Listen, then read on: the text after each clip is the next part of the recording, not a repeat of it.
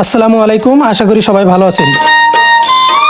আমাদের এই ভিডিওটি দেশ এবং দেশের বাইরে যে যেখান থেকে দেখছেন তাদের সবাইকে ধন্যবাদ জানিয়ে শুরু করছি। আলহামদুলিল্লাহ, দেখতে দেখতে আমাদের মুরগির বাচ্চাগুলো বেশ বড় হয়েছে।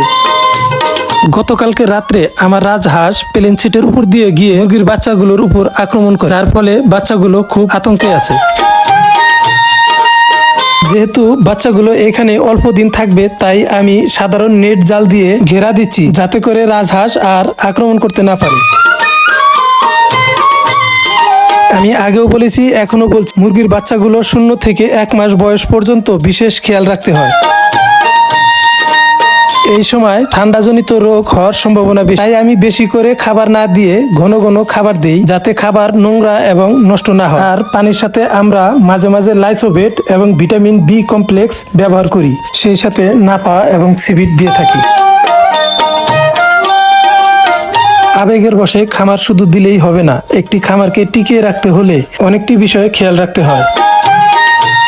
মুরগির ঘর নিয়মিত পরিষ্কার করা, লিটার পরিষ্কার করা এবং পর্যাপ্ত পরিমাণ আলো বাতাসের সুব্যবস্থা রাখা, সেই সাথে বিশুদ্ধ খাবার পানি সরবরাহ করা, পানির পাত্রে যাতে মলমূত্র না পড়ে সেদিকে খেয়াল রাখা।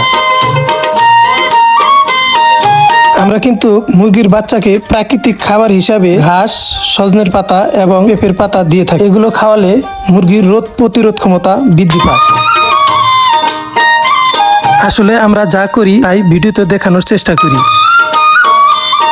আর যারা আমার এই ভিডিওগুলো নিয়মিত দেখেন, লাইক, কমেন্ট, শেয়ার করেন, তাদের সবাইকে আবারও ধন্যবাদ জানিয়ে শেষ করছি।